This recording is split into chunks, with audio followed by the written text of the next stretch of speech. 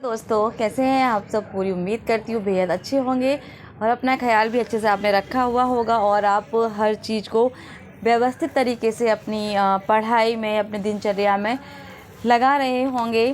तो स्वागत करती हूँ आप सभी का आज के इस वीडियो में। इस वीडियो जैसा कि मैं शुरुआत में ही चीज़ों को बताती चली आ रही हूँ कि ऐसा मैं अपना केवल जो मैंने एग्ज़ाम दिए हैं, जो गलतियाँ की हैं, मात्र उनके जो अनुभव हैं और जो मैं चीज़ें फ़ील करती हूँ कि मुझे वहाँ पर ये गलतियाँ नहीं करनी चाहिए थी, मुझे इस तरीके से अपनी पढ़ाई को आगे करना चाहिए था। हालांकि बहुत लेट समझ में आए चीज़ें, लेकिन ठीक है, देर आए दुरुस्त आए। तो कम से कम एक सीखने की जो जिज्ञासा रही वो बनी ही है और शायद आगे तक रहेगी। कुछ ना कुछ सीखते ही रहना है हमें।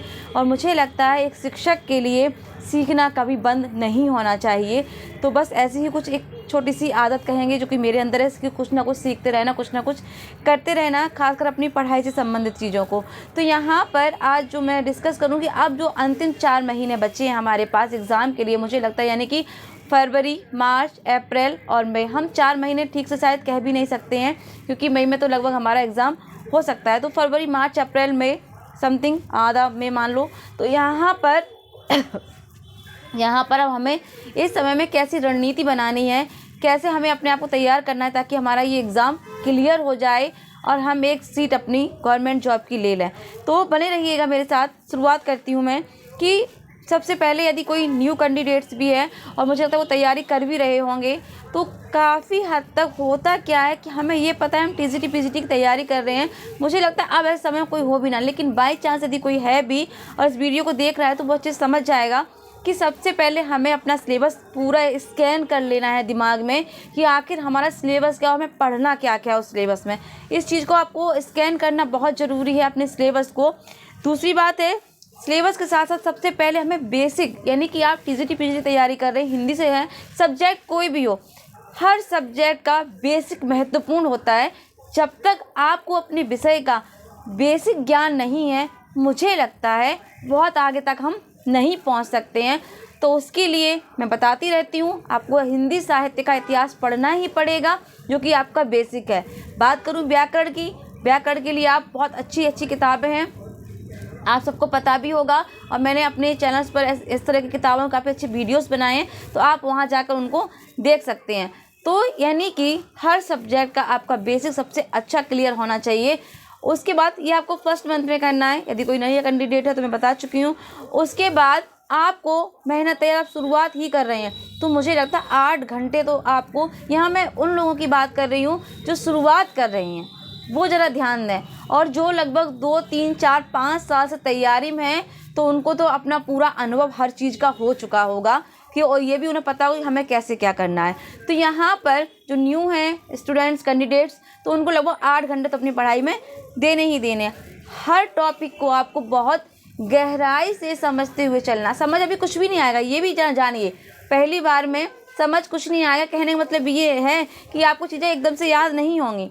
पढ़ने की कोशिश करिए और थोड़ा सा गहराई में जानने की कोशिश करिए, ठीक है। अब दूसरे मंथ में हमें क्या करना है कि जो टॉपिक आपने पढ़े हैं उनको आपको और डीपली समझना है, उनको फिर से पढ़ना है। उन्हीं टॉपिक्स को जो हमारे सिलेबस में लगे हुए हैं उनको हमें फिर से पढ़ना है, फिर से देखना है कि चीज़ें वो कैसी रही हैं और हमें कैसे करनी है। तो नहीं, 1 से 2 महीने आपका पूरा सिलेबस स्कैन करना है, चीज़ों को समझना है, बेसिक क्लियर करना है।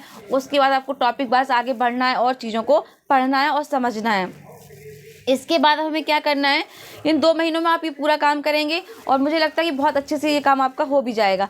अब बात करेंगे यहाँ पर तीसरे महीने की, यानी कि मुझे लगता है फरवरी, मार्च, अप्रैल। अप्रैल मंथ एक ऐसा, क्योंकि अब आपका एग्ज़ाम चौथे महीने में एग्ज़ाम है, अब लगभग आपका यदि 15-16 को एग्ज़ाम होता है सपोज दैट, और आपके पास 15 इधर के बच्चे हैं। तो पहले बात कर लें तीसरे मंथ की। तीसरे मंथ में हमें क्या क्या करना है। तीसरे मंथ में हमें ये देखना है कि जो प्रीवियस क्वेश्चन पेपर आपने लिए PYQ, उनमें ये देखना है कि सबसे ज़्यादा प्रश्न किस टॉपिक से बने हैं, कहाँ से प्रश्न आ रहे हैं। तो उन टॉपिक्स को, मैंने ये पहले बताया था, उन टॉपिक्स को आपको देखना है। हालांकि मुझे लगता है कोई भी ऐसा टॉपिक छूटता नहीं है हिंदी साहित्य में कि उससे प्रश्न ना बनता हो, लेकिन ज़्यादातर किससे प्रश्न आते हैं वो आपको देखना है। उसके बाद अगर समय है तो आप जो पढ़ रहे हैं उसी पर कहीं से कोई चीज़ मिले तो उस पर मेंशन करते चलिए, नोट्स, छोटे छोटे नोट्स बनाते हुए चलिए। ये काम आपको तीसरे महीने में करना है। उसके बाद उसी महीने में आपको क्या करना है, प्रैक्टिस रिवीजन आपको भी लगाने हैं, पूरा अपना रिवीजन भी करना है। आप 15 दिन बचे हैं, 15 दिन में हमें क्या करना है, मॉक टेस्ट लगाने, यानी आपने कहीं ऑनलाइन ले रखे हैं तो आप वो लगाइए, अदरवाइज आपके कोई प्रैक्टिस सेट पड़े हुए हैं रखे हैं तो आप उनको लगाइए। और अपना समय प्रबंधन यानी कि समय मैनेजमेंट देख लीजिए कि आप 2-2.5 घंटे में कितने प्रश्न लगा सकते हैं, किस तरह से पढ़ रहे हैं, किस तरह चीज़ों को समझ रहे हैं। तो इस तरीके से 3 से 4 महीने की रणनीति आप, ये मैंने बता दिया है, आप अपने अकॉर्डिंग करें और मुझे लगता है और बेहतर कर सकते हैं। मुझे लगता है मेरे बताने से ज़्यादा आप बहुत अच्छे तरीके से कर भी सकते हैं इस चीज़ को। तो यहाँ पर एक नॉलेज जो मैंने सीखी चीज़ों की वही शेयर कर रही हूँ आपसे। बाकी आप अपने तरीके से जो भी सूटेबल हो करिएगा, कोई दिक्कत नहीं है। बस ये आपको अपना ऊपर या अपने आत्मविश्वास होना चाहिए कि हम जो कर रहे हैं वो सही है, तो कोई समस्या नहीं है कहीं भी, अकॉर्डिंग टू यू कर सकते हैं। ओके, उसके बाद इन सब चीज़ों का बहुत ध्यान रखना है क्योंकि समय वाकई में कम है और हमें सब कुछ बहुत अच्छे से तैयार करना है।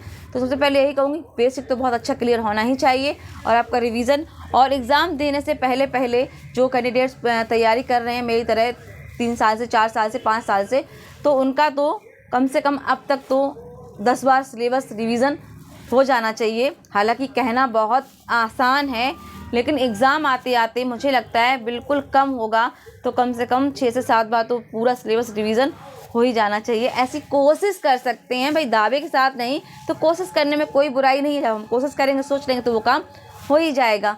तो इन्हीं अच्छी सी एक रणनीति के साथ आपके सामने वीडियो लेकर आई हूँ।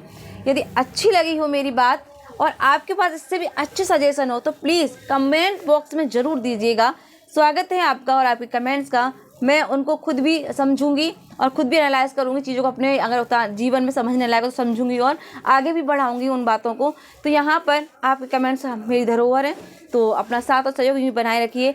अच्छी लगी हो रणनीति तो वीडियो को लाइक कर दीजिए, चैनल को सब्सक्राइब कर लीजिए। मैं रोज़ बोलती नहीं हूँ, बाकी आपकी इच्छा है। तो अपना ख्याल रखिएगा, स्वस्थ रहिए, सकारात्मक जरूर रहिएगा और आत्मविश्वास अपने ऊपर बनाए रखिएगा। इसी के साथ दूंगी वाणी को विराम। नमस्कार, जय हिंद, जय भारत।